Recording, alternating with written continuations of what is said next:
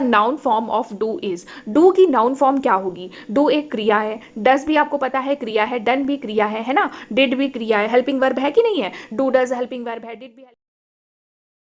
Hello everyone, तो आज है थर्सडे और आज मैंने डिस्कस किया था कि हम इंग्लिश डिस्कस करेंगे जो कि सीटेट के लिए इंपॉर्टेंट होगी। ठीक है, तो मंडे ट्यूसडे हमने सीटीपी का प्लान किया था, जैसा कि हमने शेड्यूल के हिसाब से मंडे ट्यूसडे सीटीपी डिस्कस किया। ठीक है, वेडनेसडे को हमने हिंदी डिस्कस किया एंड थर्सडे को हमने इंग्लिश आज जो कि है हम डिस्कस कर रहे हैं। ठीक है, फ्राइडे आपको एसएसटी की क्लास देखने को मिल जाएगी एनसीईआरटी, और सैटरडे आपको ईवीएस एनसीईआरटी देखने को मिल जाएगी। ठीक है, तो बने रहिएगा मेरे चैनल के साथ, आपकी बेहतरीन तैयारी हो जाएगी सीटेट के लिए। तो चलिए आज हम पढ़ने जा रहे हैं नाउन टॉपिक। और ये मत समझिएगा कि नाउन क्या नाउन से क्वेश्चन पूछा जाएगा, ये क्या पढ़ा रहे हैं। देखिए नाउन से किस तरह से क्वेश्चन पूछा जाता है वो मैं एमसीक्यू भी लेकर आई हूँ। तो सबसे पहले आपको ये जानना ज़रूरी है कि नाउन क्या होता है। नाउन देखिए सभी को पता है कि क्या होता है क्या नहीं होता है, लेकिन फंसते कहाँ पर हैं बच्चे? फंसते हैं काइंड्स ऑफ नाउन में। तो मैंने यहाँ पर इंग्लिश हिंदी दोनों को मिला कर लिया है ताकि जिनको भी इंग्लिश थोड़ा सा कम आती है वो कंफ्यूज ना हो, आराम से समझते हुए चलें। ठीक है, क्योंकि जैसे कि नाउन के प्रकार होते हैं, प्रॉपर नाउन, कॉमन नाउन, तो वो अलग नहीं कर पाते कि कंफ्यूज हो जाते हैं प्रॉपर नाउन क्या होता है, कॉमन नाउन क्या होता है। तो इसलिए मैंने हिंदी में भी लिख दिया है, आपको कोई भी दिक्कत नहीं होगी, बिना कंफ्यूजन के आप आराम से हल कर सकोगे कोई भी क्वेश्चन हो। तो चलिए वीडियो को स्टार्ट करते हैं।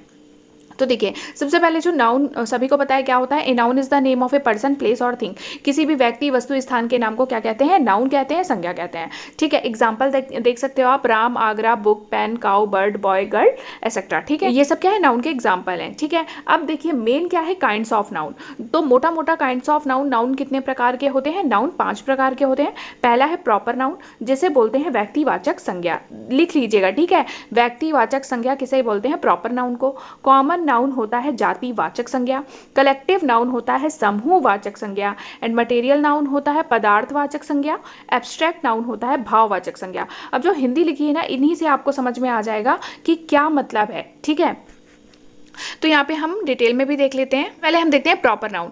प्रॉपर नाउन व्यक्तिवाचक संज्ञा होता है। ठीक है, तो किसी व्यक्ति, वस्तु, स्थान के विशेष नाम को व्यक्तिवाचक संज्ञा कहते हैं। किसी भी एक पर्टिकुलर पर्सन का नाम कुछ भी होता है तो वो व्यक्तिवाचक संज्ञा यानी कि प्रॉपर नाउन होता है। ठीक है, जैसे कि राम, नई दिल्ली, कोलकाता, नरेंद्र मोदी, रामायण, होली इत्यादि, ये सब क्या है? ये सब व्यक्तिवाचक संज्ञा यानी कि प्रॉपर नाउन के अंदर आता है। ठीक है, किसी का भी नाम होगा, चाहे वो किसी शहर का नाम हो, किसी व्यक्ति का नाम हो, वो प्रॉपर नाउन यानी कि व्यक्तिवाचक संज्ञा होता है। ठीक है, अब सेकंड है हमारा कॉमन नाउन, जिसे जातिवाचक संज्ञा कहते हैं। देखिए जो एक किसी खास व्यक्ति, वस्तु या स्थान का बोध ना करा के पूरी जाति का बोध कराता है, किसी एक पर्टिकुलर जाति का बोध कराता है। जैसे कि समझ लीजिए एग्जाम्पल लिखा है स्कूल, तो कोई एक स्कूल नहीं है, जितने भी स्कूल हैं सभी स्कूलों की बात हो रही है ना, तो मतलब एक ही जाति है जो कि है स्कूल। अस्पताल, तो एक अस्पताल नहीं, सभी अस्पताल। लड़का, तो कौन सा लड़का, ये हमें थोड़ी ना पता है, लड़के की पूरी जाति के बारे में बात हो रही है। तो ये क्या होते हैं? ये होते हैं कॉमन नाउन। तो किसमें आता है? स्कूल हो गया, अस्पताल हो गया, लड़का, शहर, कुर्सी, टेबल, कंप्यूटर, मोबाइल, ये सब क्या है? कॉमन नाउन है, जातिवाचक संज्ञा। और किसी का अगर नाम होता है, नाम राम, नई दिल्ली हो गया है ना, तो ये सब क्या है? ये सब प्रॉपर नाउन में आता है। और जातियां हो गई, जैसे कि शहर, बहुत सारे शहर हैं, कुर्सी, बहुत सारी कुर्सियां ही कुर्सियां हैं, तो ये क्या हो गया? कॉमन नाउन हो गया। ठीक है, कलेक्टिव नाउन, समूहवाचक संज्ञा। किसी का भी समूह है ना, ऐसी संज्ञा जो व्यक्तियों के समूह का बोध कराती हो या झुंड का बोध कराती हो, वो सब क्या आता है? कलेक्टिव नाउन में। कलेक्टिव नाउन को मैंने इसीलिए समूहवाचक संज्ञा लिख दिया है कि जो समूह का बोध कराती है। जैसे कि वर्ग है ना, भीड़, गुच्छा, गुच्छा क्या है? समूह है ना, गुच्छा। समिति, समिति में क्या होते हैं? बहुत सारे लोगों का समूह होता है। दल, दल मीन्स टीम, टीम बहुत सारे लोग होते हैं टीम में। झुंड, लोगों का झुंड होता है। तो ये सब किस में आएगा? ये सब कलेक्टिव नाउन में आएगा। ठीक है, मटेरियल नाउन देख लेते हैं। जिस नाउन से किसी द्रव्य पदार्थ का बोध होता है जिसे हम लोग गिन नहीं सकते, सिर्फ तौल या माप सकते हैं, ऐसे संज्ञा को क्या बोलते हैं? द्रव्यवाचक संज्ञा या मटेरियल नाउन कहते हैं। जिसे हम क्या नहीं कर सकते? गिन नहीं सकते, केवल तौल सकते हैं और माप सकते हैं। जैसे कि तेल, ठीक है, तेल, पेट्रोल, पानी, सोना, चांदी, इन सबको हम गिन नहीं सकते, केवल हम तौल सकते हैं या माप सकते हैं। ठीक है, अब हम तेल को थोड़ी ना गिन सकते हैं कि एक तेल है, दो तेल है, ऐसे तो गिन नहीं सकते। हम इसे तौल सकते हैं कि हाँ ये 1 लीटर है ना, माप सकते हैं इसको। अब देखिए नेक्स्ट लास्ट है भाववाचक संज्ञा। इससे क्या होता है, इसमें केवल महसूस किया जाता है ना, जिससे भाव प्रकट होते हैं। ऐसी संज्ञा को भाववाचक संज्ञा या एब्स्ट्रैक्ट नाउन कहते हैं। जैसे कि ईमानदारी, सच्चाई, खुशी, प्यार, ये सब क्या है, ये सब भाववाचक संज्ञा या एब्स्ट्रैक्ट नाउन के एब्स्ट्रैक्ट नाउन है। ठीक है, अब मैं बताती हूँ आपको क्वेश्चन कैसे पूछे जाते हैं। ठीक है, देखिए what is the noun form of successful. Successful का नाउन बताना है, इनमें से सक्सेसफुल का नाउन क्या होगा। तो सक्सीड होगा, सक्सेसर होगा, सक्सेस होगा या सक्सेसफुलनेस होगा।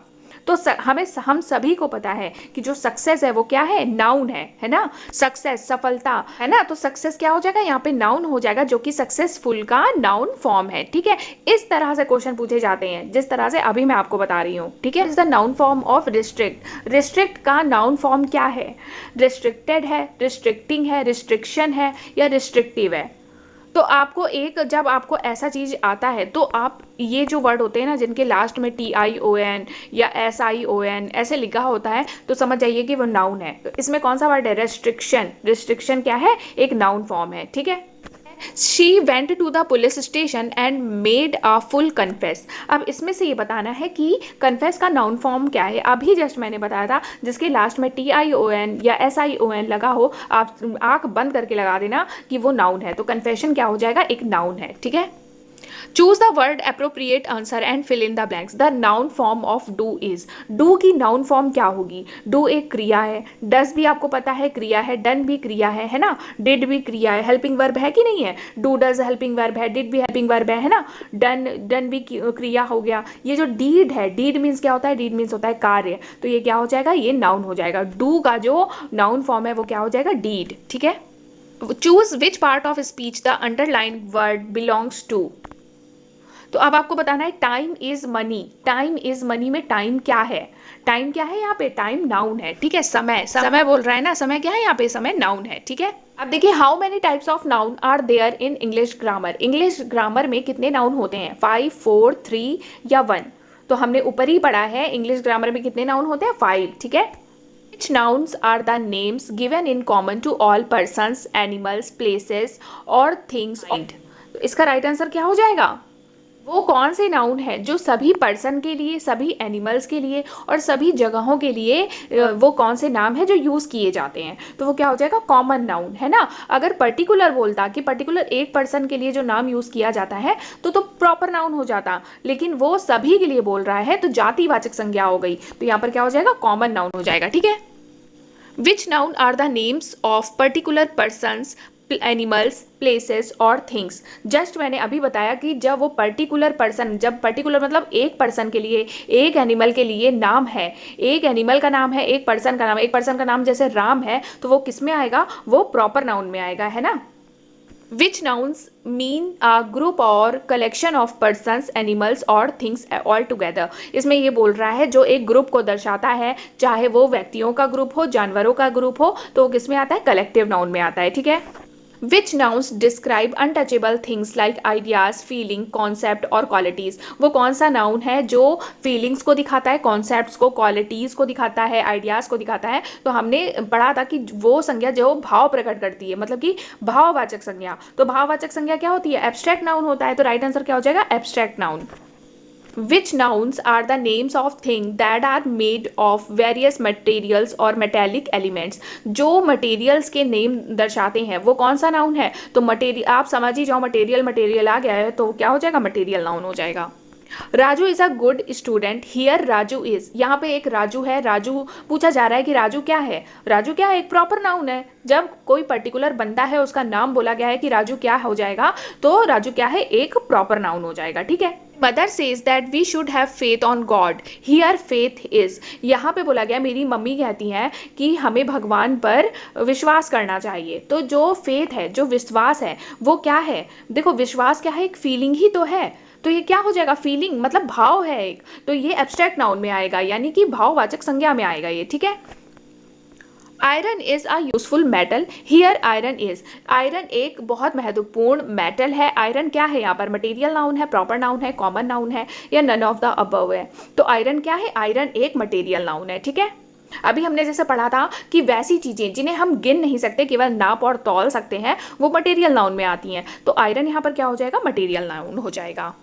Ashoka was a great king, here Ashoka is. यहाँ पर भी सेम नाम, एक तरह से नाम ही हो गया। अशोका क्या है यहाँ पे, तो कोई एक पर्टिकुलर बंदा है अशोक, है ना, उसी की तो बात की जा रही थी। तो अशोक जो थे पुराने टाइम पे राजा थे, तो उनकी बात करी जा रही है, लेकिन वो है तो एक बंदे ही ना, थे तो एक बंदे ही ना। तो यहाँ पर क्या बात हो जाएगी, ये क्या है, प्रॉपर नाउन है, ठीक है।